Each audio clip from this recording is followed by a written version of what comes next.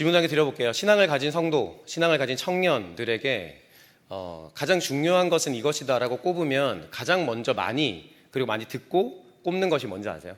어떤 것 같으세요? 신앙을 가진 성도에게 가장 중요하게 생각해야 하는 것 무엇일까요? 네, 아무도 대답 안 하실 줄 알았는데 대표적으로 가장 한 개를 꼽으라고 한다면 하나님의 관계를 뽑는다고 해요. 맞는가요? 여러분 하나님 관계 중요하게 생각하세요? 네, 감사합니다. 저번 주에 우리 교회에 계신 우리 김동현 교수님께서 오셔서 설교를 해주셨다 그래서 굉장히 좀 부담스럽긴 한데 어쨌든 하나님의 관계 되게 중요합니다. 그래서 아마 이것은 어릴 적부터 교회를 다녀보신 분들 그리고 지금도 아마 설교 강단에서 여러분과 주위에서 무엇이 가장 중요하다고 이야기하면 제일 많이 듣는 이야기가 바로 이 하나님과 어떻게 관계하고 어떻게 그 관계를 유지하고 더 깊이 친밀하게 만들어 갈 것인가에 대한 이야기를 저는 들으실 것 같아요. 그래서 여러분 이 하나님의 관계가 중요하다면 그렇다면 이 관계를 만들 수 있는 거, 지속할 수 있는 거, 유지할 수 있는 것은 무엇일까요? 한 개 정도만, 딱 하나라도. 어떤 걸까요? 뭐 큐티도 있을 수 있고 뭐 여러 가지 있는데. 네. 기도. 감사합니다. 네, 가족장이신가요? 감사합니다. 네. 또 어떤 게 있을까요? 그 하나님의 관계를 만들어가는 것에 중요한 것. 기도. 네? 광고요? 죄송합니다. 말씀. 감사합니다. 또 어떤 게 있을까요? 예배. 감사합니다. 또 찬양. 좋습니다. 또 어떤 게 있을까요? 공동체. 너무 중요합니다. 감사합니다. 또 섬김. 그렇습니다. 또 사랑. 좋습니다. 계속 해보죠. 네, 사랑 나왔고요. 그 다음요. 더 있을까요? 네? 묵상. 맞아요? 묵상. 좋습니다. 이렇게 되게 많은 것들이 있어요. 그렇죠? 틀렸다라는 이야기를 드리려고 하는 게 아니라 하나님의 관계가 중요하고 유지하고 친밀하게 만들기 위해서는 반드시 이런 요소가 필요해요. 말씀을 읽고 기도하고 뭐 예배하고 찬양하고 또 우리와 함께 섬김하고 우리가 가지고 있는 공동체 필요하고 묵상하면서 하나님의 관계를 만들어가고 깊이 하는 것은 매우 매우 중요합니다. 그런데 아마 여기 계신 분들 중에 그것을 몰라서 못하시는 분은 없을 거라고 생각해요. 여러분 다 그런 것들을 해보셨고 그것을 통해서 깊이를 경험해 보셨고 지금도 유지하고 계시는 것이라고 생각합니다. 것일 거라고 생각해요. 그래서 이 개강 하반기, 개강 부흥회라 그러죠. 이걸 앞두고 있는 우리에게 이 하나님의 관계에 대한 이야기를 할 때 여러분이 이미 알고 있는 이야기를 지금 사실 드리는 상황이 된 거거든요. 여러분 방금 이야기하셨던 것처럼 말씀 읽고 뭐 기도하고 예배하면서 여러분 하나님의 관계 만드시면 됩니다. 그런데 제가 이제 청년교구를 좀 담당하고 청년부를 담당하다 보니 찾아오는 어려움이 어떤 거냐면 몰라서 못하는 게 아니라는 거죠. 하는데 안 되는 거예요. 말씀도 있고 기도도 하고요. 공동체도 있고요. 섬김도 하고 묵상도 하고 하나님과의 관계를 만들어가고 있는데 문제는 뭐냐면 하나님과의 관계가 친밀해지고 있느냐 그래서 그것을 비례하면서 말씀을 매일 읽었더니 하나님과 친밀해졌다라고 하는 사람들이 많아지느냐 그렇지 않은 사람들이 훨씬 더 많은 거예요. 제가 어제 만났던 한 친구의 이야기를 좀 전해드리려고 하는데 한 자매를 만났어요. 한 자매가 평소에 정말로 너무 말이 없고 조용한 친구여서 저에게 어떤 신방 요청을 할지 몰랐어요. 그래서 만났는데 함께 나눴던 대화의 주제는 큰 맥락에서는 선택이었어요. 교회에서 어릴 때부터 자랐고요. 가족들이 모두 함께 교회에 있고 함께 교회 안에서 행복한 신앙생활을 하고 있는 사람처럼 보이는 사람이었습니다. 근데 이 친구의 물음이 뭐냐면 함께 있는 믿음의 공동체, 여러분 가족이라 그러시는데 저희는 이제 다락방이라고 하거든요.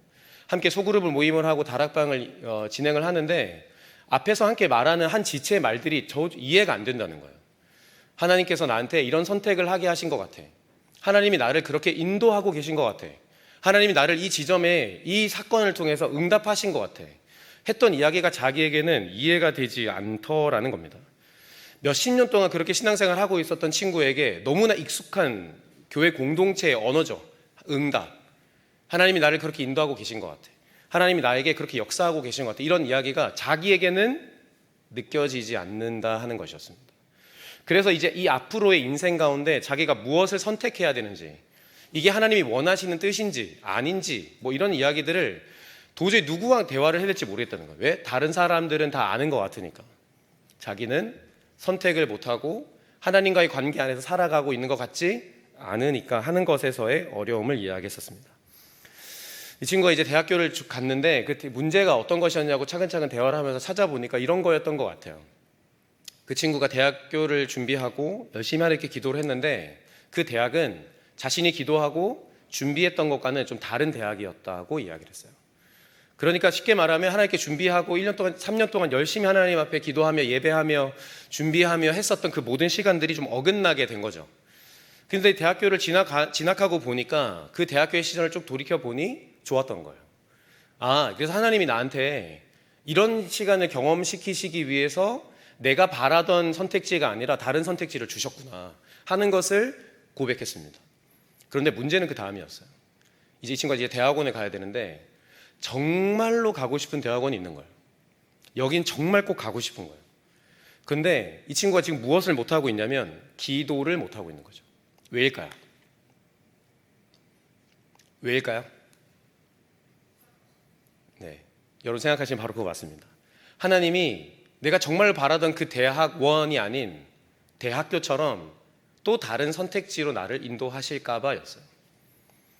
이 친구에게는 그 대학교를 갔던 그 순간에 하나님과 자신의 관계 안에 무엇인가 깨어짐이 있었던 거예요. 자기가 바랬던 선택지가 아닌 다른 것들을 주셨던 하나님에 대한 생각. 이 친구가 묵상 안 하는 거 아니거든요. 말씀 안 읽는 거 아니고요. 찬양하고요. 매주 예배를 옵니다. 그런데 그 시간들을 살아왔던 시간 앞에 지금 딱 멈춰 있는 건 뭐냐면 목사님 저 기도하지 못하겠습니다. 왜요? 하나님이 저를 다른 곳으로 인도하실까 봐. 그래서 이 친구가 선택한 선택지는 무엇이냐면 다 선택하고 그 학교에 입학한 다음에 하나님 저 이 대학원에서 하나님 일을 잘 감당하도록 도와주세요 라고 기도한다는 거예요. 여러분 어떠세요? 저희 교회 자매 이야기이긴 하지만 이 자매가 하나님의 관계를 잘 맺어가는 사람처럼 보이세요? 아니면 관계가 있는 것처럼은 보이지만 그 관계가 썩 그렇게 가까워 보이지는 않다고 생각하십니까? 이 친구에게 1부터 10까지의 하나님과의 관계를 측량해 보라고 한다면 이 친구는 과연 몇 점의 점수를 줄까요? 제가 이제 아내와 같이 이렇게 저희 그 잠실 앞에는 이렇게 교보문고가 있는데요. 이제 가끔 이렇게 거기 시원해서 이렇게 지나가다 보면 여러분 서점 같은 데 가보시면 아시지만 좀 지나칠 수 없는 책 제목 같은 것들이 있잖아요. 내 관심을 좀 끌만한 좀 특이한 제목 아니면 내가 관심 있는 분야 이런 것들에 대해서 지나칠 수 없는 제목의 책이 있는데 그날도 약간 그랬던 것 같아요. 이 제목이 뭐였냐면 이 마이클 트위그 씨가 쓰신 그러니까 유타 주립대학교 이제 사회과 교수님이신데 이분이 쓰신 이 불안한 완벽주의자의 책이었어요. 이 이름이 좀 모순되잖아요. 불안한 완벽주의자. 완벽주의자는 불안할 수 없는데 완벽주의자가 불안하다라는 그 제목이 굉장히 좀 인상 깊어서 책을 좀 읽었습니다. 이 여기에서 이 심리학부 교수였던 사회학 심리학 교수였던 이분이 이 완벽주의를 이렇게 결정했어요. 완벽주의를 이렇게 정의했는데 뭐냐면 결국 자기 증명과 인정 욕구로부터 완벽주의는 발생한다. 다시요. 자기를 증명하는 것, 자기가 인정받기를 원하는 그 욕구에서 완벽주의는 발현되는 것이다. 이렇게 이야기해요. 그래서 그 책은 결국 그 무엇이냐면 거기에서 벗어날 수 있는 어떤 심리학적 조언들을 그 책에서 막 이렇게 하고 있는데 제가 이제 그 1장에 나오는 완벽주의는 언제나 지는 게임이다라고 하는 그 챕터에 있는 한 대목을 조금 가지고 왔는데 읽어드릴게요. 아마도 당신은 눈앞의 결과가 조금이라도 기대에 미치지 못하면 다음번에 그것을 만회하기 위해 2배, 3배 열심히 노력하는 사람일 것이다. 모두가 이야기하는 게 아니라 그런 완벽주의적인 삶을 살고자 하는 자들에게 하는 조언입니다. 오해하지 마세요. 더 잘하는 것만이 자신을 증명하는 법이라 생각할지도 모른다. 그러나 완벽을 추구하는 것이 과연 현명한 투자였을까? 결론이 이렇습니다. 성공하는 것, 일을 망치지 않는 것에 몰두하느라 그것보다 더 소중한 것들을 놓치진 않았을까? 그 대목이 저한테 좀 가깝게 다가왔습니다. 인생에서 잘하고자 하는 거 여러분 좋은 겁니까? 나쁜 겁니까? 인생 내가 잘 살아보겠다. 좋은 겁니까? 나쁜 겁니까? 좋은 겁니다. 네. 저번 주에 기동 교수님 이야기하실 때 대답도 잘해주시더니 왜 저 아니시죠? 네. 여러분 완벽주의자처럼 이야기하는 게 아니라 인생을 내가 잘 살겠다고 원하는 것들은 좋은 거예요, 나쁜 거예요? 좋은 겁니다. 무조건 좋은 거예요. 여러분 잘 하려고 하는 노력은 정말로 좋은 겁니다. 그런데 그 나쁘지 않은 일이 결국에는 절대로 잃을 수 없는 지점이라는 것을 발견할 때부터의 문제가 발생한다는 이 저자의 말에 굉장히 공감이 되었어요. 여러분 우리가 지금 오늘 나누는 주제는 하나님과 인격적인 관계에 대한 이야기입니다.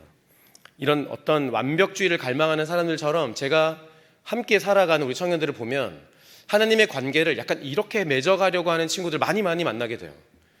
일주일 동안 설교를 많이 들었고 묵상을 7일을 하고 기도회를 빠지지 않았고 예배를 매주 오며 그렇게 오면 하나님의 관계가 당연히 비례하게 따라오는 것처럼 느껴져요. 그래서 하나님의 관계가 조금이라도 빈틈이 있으면 이런 생각을 하는 겁니다. 요즘 예배를 잘 못 갔나? 내가 요즘 성경을 잘 안 읽어서 그런가? 내가 지금 찬양하는 태도가 좀 잘못됐나? 나 요즘 왜 이렇지? 하는 것들을 향해서 자기를 찌르는 화살로 굉장히 많이 이렇게 자기를 낮추게 됩니다. 여러분 한번 여쭤볼게요. 하나님과의 관계, 나의 노력과 애씀으로 만들 수 있는 건 맞을까요? 내가 노력하는 만큼 하나님의 관계가 함께 따라오는 것 맞을까요? 내가 열심히 말씀을 묵상하고 내가 빠지지 않고 그렇게 살면 하나님의 관계는 정말로 그렇게 비례하면서 함께 크는 것 맞을까요? 어떻게 생각하세요? 오늘 그런 고민을 조금 말씀을 통해서 한번 좀 생각을 해보려고 합니다. 그래서 오늘 하나님과 자신과 어떤 관계를 내가 맺고 있는지, 내가 하나님과의 그 관계 안에서 지금 어느 정도의 상태인지를 오늘 말씀을 통해 좀 점검해 보셨으면 좋겠습니다. 여러분, 우리 하나님과의 인격적인 관계 맺을 수 있습니까? 없습니까? 맺을 수 있다 없다? 있다. 좋습니다. 감사해요. 여러분, 이 말을 잘 이해하려면, 이걸 잘 정리하시려면 인격이라는 말부터 잘 이해하셔야 돼요. 사람 인자의 품격 격자죠.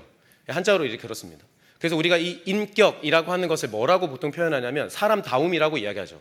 넌 인격이 최악이야, 뭐 이렇게 이야기할 때, 뭐 인성 파타 이렇게 이야기할 때 그게 인격이라는 이야기인데, 결국 그 인격이 없으면 그것을 우리는 뭐라고 치부하죠? 넌 사람답지 않다 이야기합니다. 사람답지 않으면 뭐예요? 뭐 동물이거나 사물이거나 뭐 약간 그런 물건이 되는 거죠.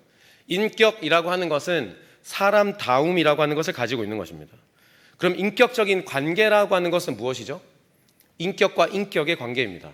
사람다움과 사람다움의 관계를 가지고 있는 것이에요. 사람다움을 가지고 있는 사람은 사람을 사람으로 취급해요. 인격을 가지고 있는 존재와 관계는 인격과 인격의 관계, 나도 인격이지만 너도 인격이다라고 하는 것을 인정하는 관계입니다.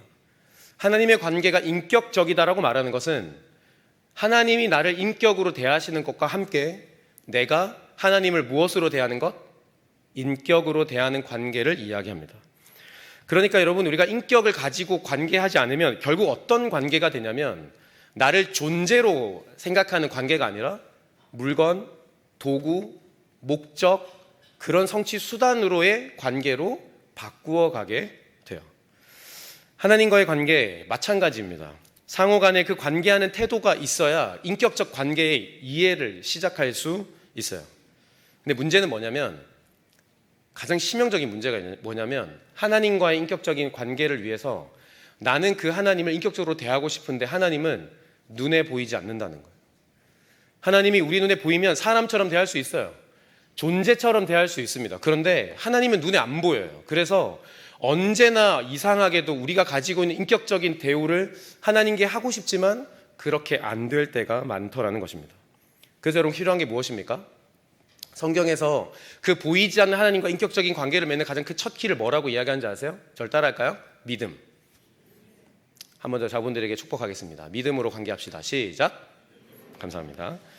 히브리서 말씀을 따라서 하나님은 눈에 보이지 않지만 믿음은 우리에게 그 하나님의 존재를 인식하게 하는 아주 중요한 시작점이라고 이야기합니다. 그래서 우린 믿음으로 그 하나님과 관계를 맺어야 해요. 맺을 수 있습니다. 그런데 이상하게도 우리의 삶에 이런 이야기는 수없이 수천 번, 수억 번 들어왔던 이야기죠.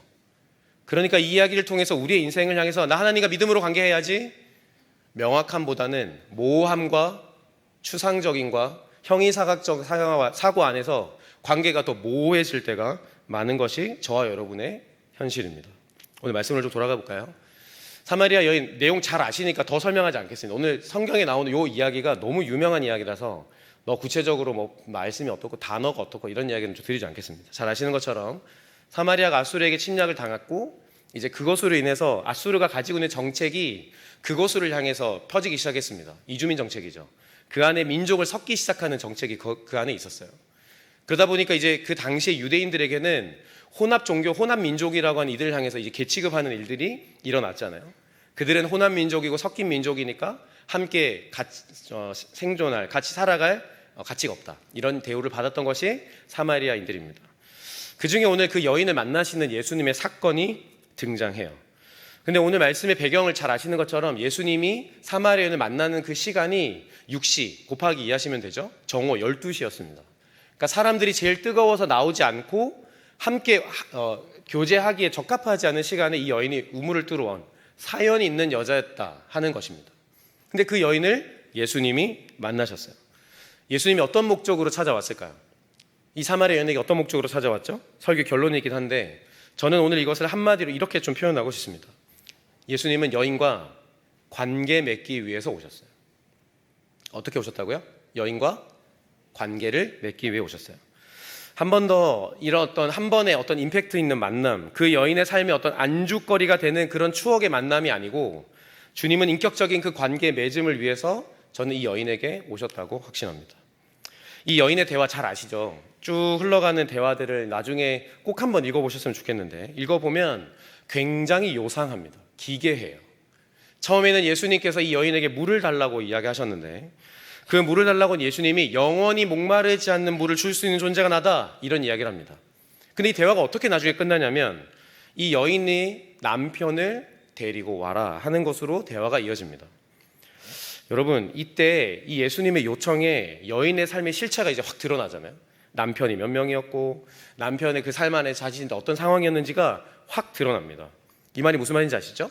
결혼과 이혼이 반복되었던 여인이었다는 뜻이에요. 5번. 그 결혼과 이혼이 5번이 반복되었던 여인의 삶의 치부가 드러나게 됩니다.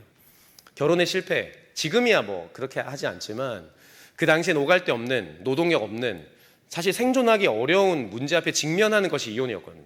그 여인이 살아갈 수 없는 최악의 상황, 몸을 팔거나 밑바닥의 생활을 해야 됐던 것이 그 여인의 삶이었어요. 근데 그것을 5번이나 반복합니다. 이 여인에게 결혼은 어떤 의미였을까요? 저에게 있어서 생각을 해보면, 제 입장에서 한번 생각을 해보면 이 여인에게 결혼은 생존이었을 것 같아요. 이 여인이 결혼을 해야만 살 수 있는 거죠. 근데 이 여인에겐 그 생존을 위한 선택이 계속해서 실패로 돌아가게 됩니다. 혼자서는 살 수 없는, 그래서 같이 살아야 하는, 그래서 그러나 누군가의 사랑을 갈구했었던 그 실패가 그 여인의 삶에 있었습니다. 마음은 갈기갈기 찢어졌겠죠? 여러분 이런 여인의 삶에 무엇이 남았을까요? 무엇이 그 여인의 삶을 지배하고 있고 그 여인의 마음을 그 여인의 마음 안에 가득 채워져 있었을까요? 제가 뭐 한 번씩 보는 프로그램이 하죠. 오은영의 금쪽 상담소 이런 프로그램 아세요? 잘 보시죠. 한 연예인이 이제 결혼에 대한 실패를 이제 고백하면서 했던 그 한 장면이 제가 생각나서 설교를 준비하면서 좀 가지고 왔는데 보여드리는 건 아니고 설명을 드리는 거예요. 어떤 분이냐면 이 결혼에 대한 어려움을 이제 겪고 나서 또 다시 결혼을 하셨고 상황은 이제 2번째 이혼을 하는 상황이 되었던 것입니다. 그러니까 한 번의 결혼의 깨어짐, 다시 하는 거 어렵잖아요. 근데 그 과정을 뛰어넘고 결혼을 한 겁니다. 근데 또 다시 헤어질 결심을 하게 된 거죠. 근데 그분이 결국 이혼하게 된 이유에 대해서 꺼내어놓은 진심이 굉장히 저한테 제 뇌리에 오래 남았습니다. 무엇 때문에 그 어려운 결정을 했던 결혼을 또다시 깨게 되었는가? 1번, 단연 1위가 외로움이었어요. 이 단어가 저는 이 사마리아 여인의 삶을 굉장히 잘 보여주는 단어라고 생각하거든요. 여러분 결혼과 외로움 어울리는 단어예요? 안 어울리는 단어예요? 안 어울리죠. 결혼하면 외롭지 않죠. 함께 있고 함께 밥을 먹고 함께 살고 함께 해나가는 일들 때문에 외로움이란 단어는 좀 안 맞습니다.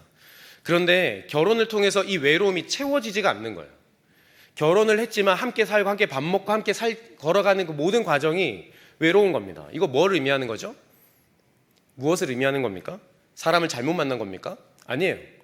궁극적으로 우리 안에 있는 그 외로움을 채우는 것은 단순한 결혼의 제도가 아니라는 것을 이야기해 주는 겁니다. 여러분 삶의 가정 안에 나를 너무 사랑해 주는 부모님이 계시고 가족이 있는데 외로움 느껴보신 적 없으세요? 너무 죄송합니다. 너무 극단적인 이야기죠. 네. 심지어 여러분 교회로 한번 이야기해 볼까요? 수많은 사람들이 이렇게 함께 예배드립니다. 가족장 이름 자체가 이미 따뜻하잖아요. 가족이잖아요. 가족 리더란 뜻이겠죠? 그분들이 아빠 엄마가 되어서 여러분을 가족처럼 돌살펴주는 곳입니다. 그런데 모두가 그렇게 나를 응원하고 날 챙겨주고 기도해주고 격려해주는데 이상하게 마음에 와닿지 않고 여전히 마음은 외롭고 허하고 공허해서 외롭다라고 생각하는 지점 경험해 보신 적 없으십니까? 저는 너무너무 많이 우리 교회 안에 있는 청년들 안에 그런 이야기를 하는 친구를 많이 만나게 됩니다. 저는 이 사마리아 여인에게 있을 가장 궁극적인 또 가장 지배적인 마음의 정서는 저는 외로움이었으리라고 확신합니다. 그 여인에게 채우고 또 채우고 싶지만 채우지 못했던 영역들을 그래서 예수님은 발견하셨고 그것을 채우기 위해 찾아오신 것이죠. 여인의 아픔을 들추시면서까지, 굳이 과거를 들추시면서까지 대화를 이끌어 가십니다. 근데 저는 여기에 그런 예수님의 이런 이 대화를 이끌어가는 이 방식에 오늘 저희가 지금 계속 생각하고 있는 인격적 관계의 중요한 핵심이 있다고 생각해요. 제가 사실은 시간만 좀 되면 말씀을 좀 보면서 이제 7절부터 어떻게 대화의 흐름인지를 좀 읽어보려고 했는데 저한테 보여드릴 시간이 또 그렇게 길지 않기 때문에 이 부분을 좀 넘고 집에서 꼭 한번 7절, 9절, 10절, 11절에서 26절까지 그 대화의 흐름이 어떻게 이끌어갔는지, 주님이 왜 그렇게 그것을 이끌어 가셨는지를 한번 꼭 살펴보셨으면 좋겠습니다. 자, 저는 그래서 오늘 두 가지만 좀 생각을 해보려고 하는데요. 그 인격적인 관계를 이끌어 가시는 예수님의 그 방법, 그 대화 두 가지인데, 첫째, 예수님께서 여인에게 남편을 데리고 오라고 하시기 그 전과 후 이 두 가지를 앞뒤를 나눠서 좀 생각을 좀 해보도록 하겠습니다. 첫째입니다. 남편을 데리고 오라고 하시기 전 예수님과 여인은 어떤 관계를 맺고 계셨는가? 답을 이야기하면 이렇습니다. 예수님은 여인의 필요를 채우는 관계에서 근원적 필요를 채우시는 관계를 맺고 계셨어요. 그 관계가 물을 필요로 하는 두 사람의 공통점에서 갑자기 예수님이 아까 이야기했던 것처럼 자신은 영원히 목마르지 않는 그 갈증을 해소할 수 있는 존재라는 것을 이야기하시잖아요. 이것은 그 사람의 필요를 공급하시고 그 필요를 채우시는 근원이 결국 예수님께 있다는 걸 자식에게 소개하신 겁니다. 그러니까 우리가 믿음으로 예수님이 하신 일과 그분의 존재를 우리가 믿게 될 때 일어나는 일이 뭐냐면 이 근원적인 필요를 채우시는 예수님에 대한 경험이에요. 신앙의 과정에서 우리가 이런 게 경험해보지 않습니까? 당장의 필요를 채우기 위해서 예수님께 나옵니다. 앞서 말씀드렸던 자매가 그런 자매였던 거죠. 그 당장의 필요 앞에서 대학을 진학하고 내 인생에서 굉장히 중요한 기회가 눈앞에 있을 때 우리는 이상하게 기도하고 싶어지죠. 하나님께 기도하고 간구하고 가족들에게 기도를 부탁합니다. 그건 정말로 기도하고 같이 준비해요. 그래서 그 필요를 위해서 주님께 나아갑니다. 틀린 건가요? 아니요, 좋습니다. 너무 좋아요. 그런데 그 필요를 위해서 나온 주님 앞에 주님이 내게 다른 것을 이야기하시는 것을 우리는 경험할 때도 있다는 거죠. 바로 그 지점이 예수님과 지금 사마리아 여인이 그 관계를 맺고 있는 그 첫 단계에서 보여주는 모습입니다. 나는 목마르지 않기를 원하는데 주님은 영원히 목마르지 않는 다른 생명에 대한 이야기를 하고 있는 거예요. 맞는 이야기인가요? 여인은 이 정오에 물 들어오는 게 지긋지긋한 거예요. 인생에서 더 이상 이 사람들 눈치 보면서 여기 물 길러오는 게 싫은 거예요. 그러면 영원히 목마르지 않으면 안 와도 되잖아요. 그런데 예수님은 다른 이야기를 하고 계신 거예요. 너의 영원한 생명이 어디서 오는지, 영원히 물을 길러 먹을 수 있는 그 생명력이 어디서 오는지를 이야기하고 계신 겁니다. 마테마가 누가복음에 나오는 이제 기사들 중에 공통되게 나오는 기록들 중에 혈루증을 앓는 여인의 이야기가 있죠. 아실 거라고 생각합니다. 12해 동안 피가 멈추지 않는 이 병을 가지고 있는 여인이 예수님에게 손을 대었다가 낫는 일이 이 말씀에 기록되어져 있습니다. 그런데 그때 예수님께서 이 여인에게 하셨던 이야기가 뭐냐? 제가 여러 가지겠지만 마가복음 5장 25절인데요. 이렇게 이야기합니다. 예수께서 이르시되 딸아, 내 믿음이 너를 구원하였으니 평안히 가라. 그렇게 건강할지어다. 여러분, 그 당시에 예수님의 주위에는 혈루증 앓는 여인만 있었던 게 아니에요. 거기에는 수많은 사람들이 예수님의 기적을 경험하기 위해서, 글쎄요, 제 상상이긴 하지만 예수님의 머리카락도 만졌다가 얼굴도 만졌다가 옆구리도 만졌다가 발도 잡았다가 전 난리였을 거라고 생각합니다. 그 예수님을 만지면 뭔가 예수님을 통해서 기적이 일어날 것 같은 기대를 가지고 수많은 사람들이 모였어요. 그런데 딱 한 사람이 낫습니다. 누가 낫죠? 혈루증 앓는 여인만 나은 거예요. 이상하지 않으세요? 모두가 함께 그 필요를 가지고 예수님께 나아왔습니다. 근데 모두가 낫지 않아요. 그 여인만 나았어요.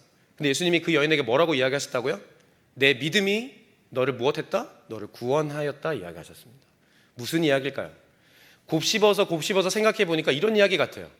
수많은 사람들이 예수님을 필요로 찾아왔어요. 근데 그 중에 어떤 사람이 없었냐면 예수님이 왜 그런 일을 하실 수 있는가? 예수님이 어떤 존재인가? 그분이 어떤 이인가 하는 것에 대한 믿음을 가지고 온 사람이 없는 거예요. 다른 이야기예요. 잘 구분하실 수 있으시겠어요? 예수님은 나를 대학에 보내실 수 있는 분이에요. 근데 그분이 어떤 분위기에 그렇게 하실 수 있냐고요. 그분이 어떤 분이시기에 우리에게 그 필요를 이루실 수 있는 분이냐고 하는 지점에 믿음을 서로 다른 곳에서 발견할 수 있습니다. 사랑하는 여러분, 예수님과 인격적인 관계는 내 삶에 그분이 내 근원이 되신다, 그분이 내 공급처가 되신다, 채우시는 주체가 되신다고 하는 믿음으로 맺어지는 것입니다. 보이지 않는 그 하나님이 내게 어떻게 인격이 되실 수 있냐면, 그분이 우리에게 하셨던 전능하신 아버지 하나님의 아들만이 하실 수 있는 그 일, 신의 자리에서 내려올 수 있는 그 결정을 하심으로 우리와 동행하시고 우리와 같이 사시고 우리를 위해서 구원하셨기 때문에, 그 존재이기 때문에 우리의 필요를 채우실 수 있다라는 믿음입니다. 다른 거예요.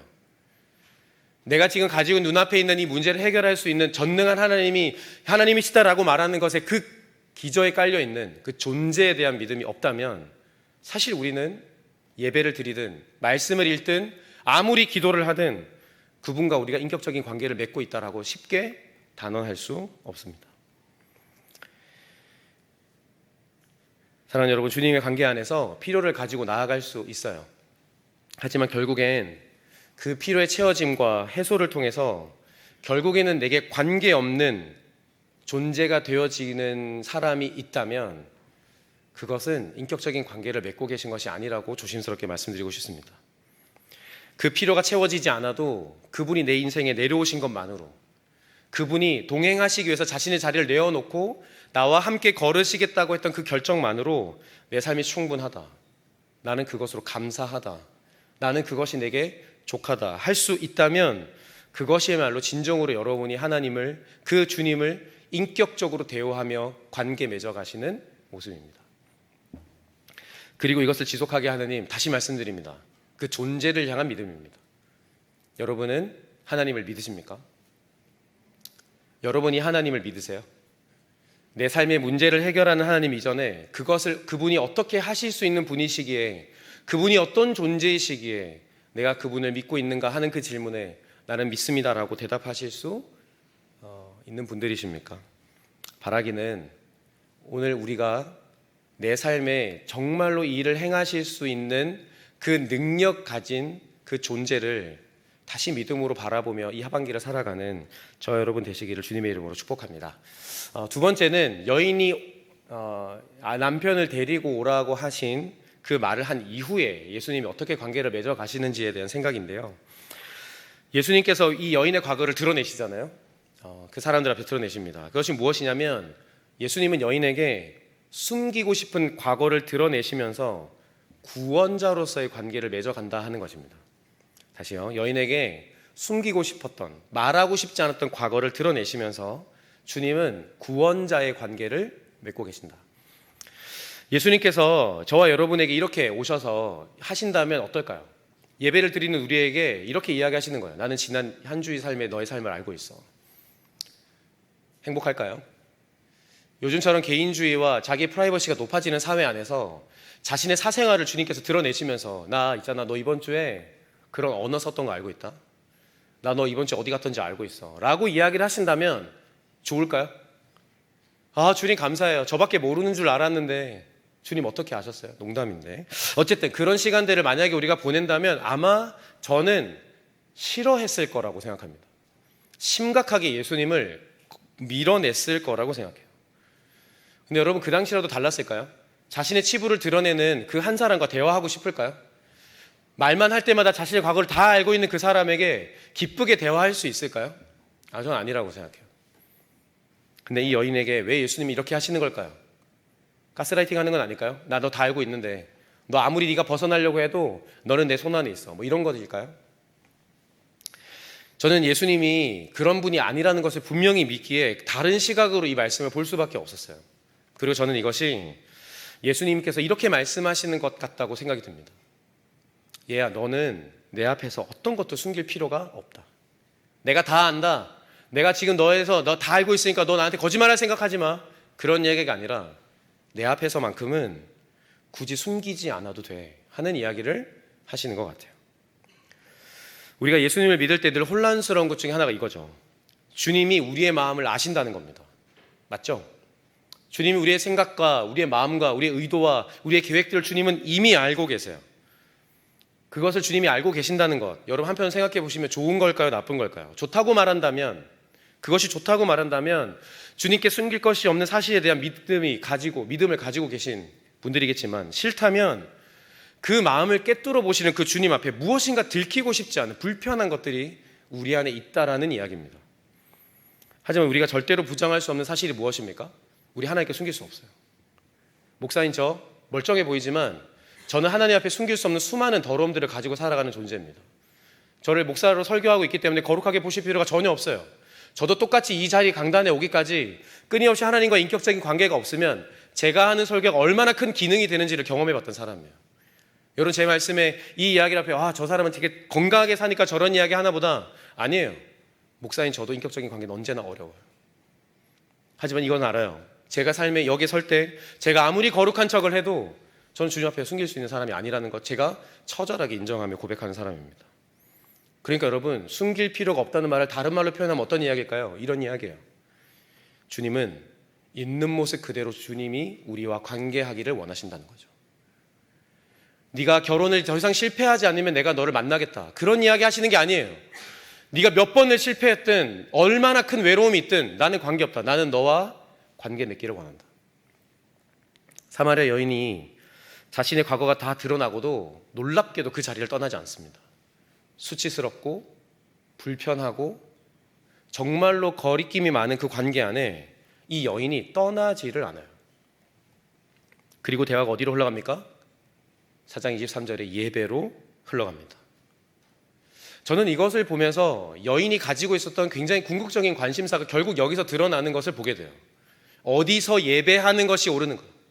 나도 예배하고 싶은데 지금 그 당시의 문화 안에서는 유대인들이 예배를 드리는 곳에 갈 수가 없는데 나도 예배하고 싶다 하는 그 궁극적인 관심사가 드러납니다. 저는 매주마다 목사니까 예배를 인도하잖아요. 그런데 그 예배를 인도하는 여러분의 얼굴과 표정을 보면서 참 많은 생각을 하는 사람입니다. 물론 표정이 다 말해주는 건 아니에요.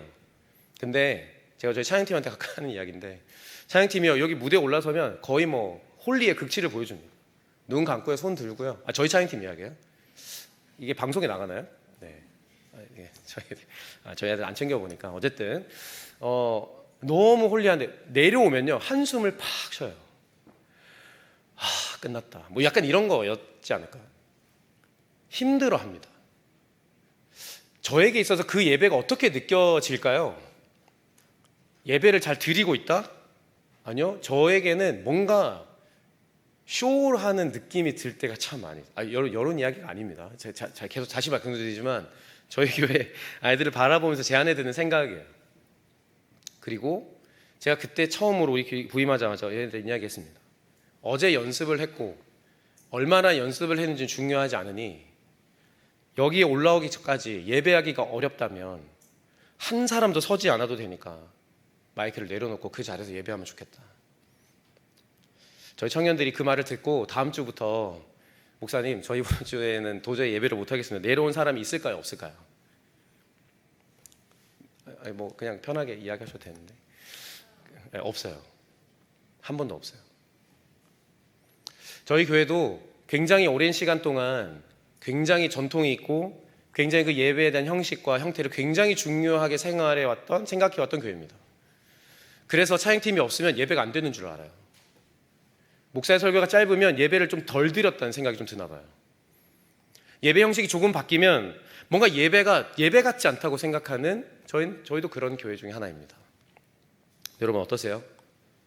이 여인이 드리고 싶어하는 예배는 지금 이런 형식적인 그 장소에 가서 예배를 드릴 수 있는 그런 인식이 있는 예배일까요? 아니면 하나님이 어디에나 계셔서 그 예수 그리스도만으로 언제 어디서든 내가 교회가 돼서 예배 드릴 수 있는 그런 예배를 이야기하는 걸까요? 전자이겠죠.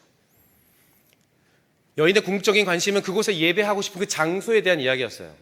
감사하게도 그 여인이 가지고 있었던 궁극적인 관심은 예배에 있었던 것이 정말 감사한 일이지만 그 여인에 대한 예배적인 관념은 너무나 달라져 있었어요.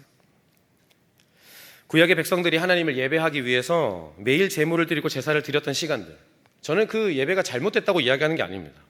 예루살렘이든 그리심산이든 어디든 유대인이든 사마리아든 드린 예배 그럼 유대인들이 예배는 받고 사마리아들이 안 받고, 그런 하나님 아니시라고 저는 확신합니다. 근데 여기서 이야기하는 참되게 예배하는 자들 향한 주님의 이 권면은, 이 말씀은 구약 모든 제사의 완성이신 그 선지자로서부터 말씀하신 구속의 완성이신 그 예수로 함께 예배하는 것, 앞서 말씀드렸던 보이지 않는 그 하나님을 인격으로 대하며 지금 그 하나님께서 아들을 보내심으로 하셨던 그 진리의 말씀 앞에 그 예수를 구원자로 믿는 자들의 예배를 드리는 것, 그것이 진짜로 예배라고 지금 이야기하고 있는 거예요. 여인이 또 물었던 것과는 전혀 다른 이야기를 주님이 또 이야기하신 겁니다. 사랑하는 우리 시민교회, 우리 대학 청년부 여러분, 지금 우리가 하나님과의 인격적인 관계를 맺는 그 예수님과의 관계성 안에서 여러분, 저는 분명히 말씀드립니다. 어떤 모습이어도, 어떤 상태여도, 삶의 실패가 있어도, 아무리 패배자처럼 너덜너덜해진 인생이라도 우리 주님은 여러분을 구원하실 수 있는 분이세요. 믿으세요? 믿으세요? 네. 그래서 저희 공동체의 가장 중요한 슬로건은 실패자가 다시 일어서는 거예요. 사역을 하다가 지쳐서 나가 떨어진 사람들 죄책감에 쌓여 있어요. 아, 내가 좀 더 섬겼어야 되는데, 제가 조금 더 제 임무를 잘 완수했어야 되는데, 내려와서 다음 사람에게 사역을 잘 넘겨주고 죄책감에 빠져있는 그 사람 다시 예배에서 회복되기를 원하는 것이 저희 중요한 슬로건이에요. 사역을 몇 가지 하는 거 중요하지 않다. 한 가지를 하다가 실패해도 그 안에 죄책감들이 어마어마한데, 그렇다면 너희 사역을 내려놓고 아무것도 하지 않아도 하나님께서 너희를 얼마나 사랑하시는지를 경험해라 라고 저희는 이야기합니다. 어떤 위선과 가식, 가면을 쓸게 되어질 때 예배는 예배가 될 수 없어요. 예배가 안 됩니다. 예배가 잘 드려지지가 않아요. 그 예배는 언제나 하나님 앞에 숨길 것이 많고 있는 모습 그대로 인정하시는 주님과의 어려운 문제를 해결해야만 진짜로 우리가 여기서 예배하는 것을 경험할 수 있습니다. 한 주를 살면서 지치죠. 곤하고 예배하러 옵니다. 뭐 여기 어떤 리더들이 계신지 잘 모르겠지만 이미 목사부터가 그래요. 목사에겐 예배가 일이 될 수 있거든요. 예배를 드려야 하잖아요. 아프고 뭐 힘들고 뭐 먹어도 약 먹고 어쨌든 해야 됩니다. 그러니까 저한테 아주 이 지점은 늘 저에게 굉장히 예민하게 감각되어져야 하는 부분입니다. 질문입니다. 제가 예배를 지금까지 한 번도 살아오면서 일로서 드린 적이 한 번이라도 있었을까요? 없었을까요? 네, 설교자라는 걸 다시 한번 생각해줘. 한번 제가 이 예배 자리에 이것을 일로서 설교하고 막 저도 막 찬양 막 은혜 받은 척하고 이랬던 적이 있었을까요? 한 번이라도 있었을까요? 없었을까요? 있었어요. 자신 있게 해주세요. 있었어요. 뭐 우리 교회 여러분의 교회 목사님들에게 해당되지 않는 이야기라고 제가 확신하지만 저는 있었어요. 저는 있었어요. 강력하게 막 은혜 받게 하고 싶어서 막 쇼하고 애쓰고 있었어요. 여러분, 그런 예배의 끝에는 어떤 게 남는지 아세요? 무대가 끝나고 난 뒤에 허무함이 남아요. 그게 여러분 쌓여가면 어떤 일이 일어나는지 아세요? 예배엔 기대감이 없어져요. 여러분, 이건 제가 경험한 것들이니까 여러분은 나도 그런가 이렇게 너무 심각하게 너 자꾸 말할수록 자꾸 심각해져서 제가 죄송한데 저는 그랬어요. 근데 영과 진리로의 예배 안에 제 자신을 하나님과 인격적인 관계 안에 두기 전까진 저는 끊임없이 그런 유혹과 끊임없이 그런 넘어짐과 끊임없이 그런 반복들을 할 수밖에 없었어요. 아니, 할 수밖에 없어요. 저와 여러분은 거기서 절대 자유할 수 없습니다. 여러분에게 예배는 어떤 자리세요? 참여하는 자리, 뭐 드리는 자리, 정의를 물어보는 게 아니에요. 인격적인 주님과의 관계를 맺는 자리세요? 사마리아 여인에게 찾아오신 예수님을 만나는 자리세요? 그 주님과 대화하는 자리 맞습니까? 주님은 아무 말씀도 안 하시는데 나 혼자만 떠드는 그런 예배? 혹은 나는 아무것도 듣지를 원하지 않지만 주님이 그냥 일방적으로 말하시는 시간, 그것은 진짜로 여기서 이야기하고 있는 인격적인 관계 안에 있는 예배가 전 아니라고 확신합니다. 하반기 여러분의 예배 자리가 남들은 모르는 자신의 참된 모습을 아시는 주님과 성령으로 그 말씀으로 예배하는 자리시기를 주님의 이름으로 축복합니다. 그러니까 이 자리에 오시면 여러분의 지난 삶이 생각나시는 게 당연한 거예요. 찬양을 부르다가 설교를 듣다가 기도를 하다가 내 지난 삶을 아시는 주님이 내게 대화를 거시는 모습들이 내게 기억나는 게 당연한 거예요. 이런 이야기 하는 게 아닙니다. 막 이런 이야기를 하는 게 아니에요.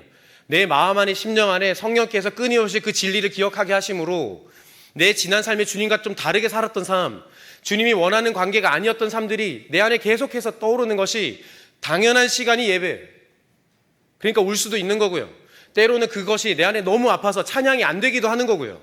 때로는 그 말씀이 내게 너무 아파서 목사가 원망스럽기도 한 거고요. 때로는 그것이 내 안에 너무 아프고 작용하기 어려워서 어떤 말도 나누고 싶지 않아서 집에 가고 싶어지는 순간들이 있는 것이 당연한 거예요. 항상 은혜 받을 수 없어요. 그 은혜가 항상 이렇게 저는 회복됐어요. 전 그럴 수 없다고 확신합니다.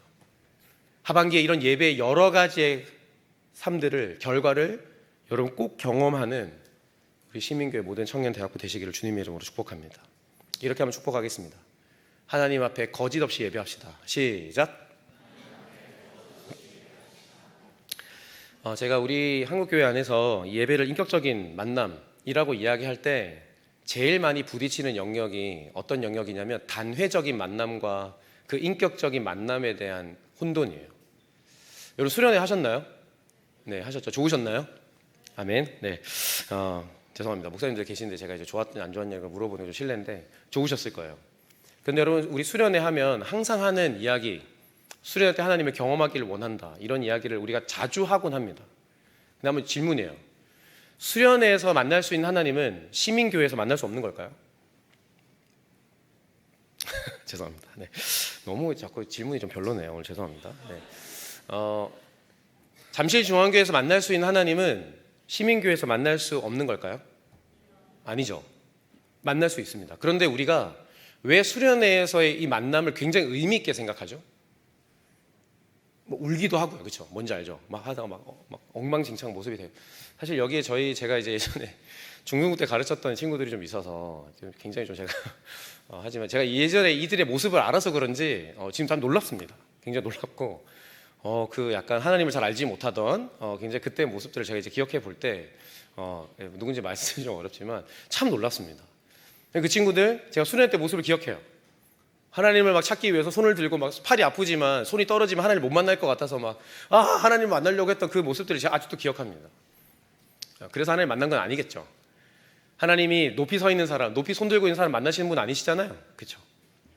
근데 우리가 그걸 헷갈려하는 것 같아요. 임팩트, 많이 울고 많이 깨어지고 엎드려지고 어떤 현상이 일어나면 그것을 하나님을 내가 인격적으로 만났다 이렇게 이야기합니다. 여러분 앞서 말씀드렸던 것처럼 혈루증을 앓는 여인, 지금 사마리아 여인도 똑같습니다. 이 여인에게 만약에 예수께서 오셔서 그냥 단순히 목이 말라요, 영원히 목 마르지 않게 해주세요 해서 뿅 해서 진짜로 계속해서 목이 안 마르게 됐어요. 혈루증 앓는 여인이 진짜로 혈루증을 정말 낫는 기적을 경험했습니다. 근데 여러분 그것을 인격적인 만남이라고 할 수 있을까요? 여러분이 예배에 왔는데 내가 기도하던 것들이 갑자기 해결됐어요. 뿅.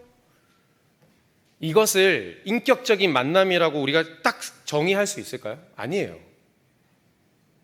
그때부터가 시작이고 그때부터가 우리가 그 인격적인 관계를 만들어가는 굉장히 중요한 계기였을 뿐 그것 자체가 인격적인 만남은 아니에요.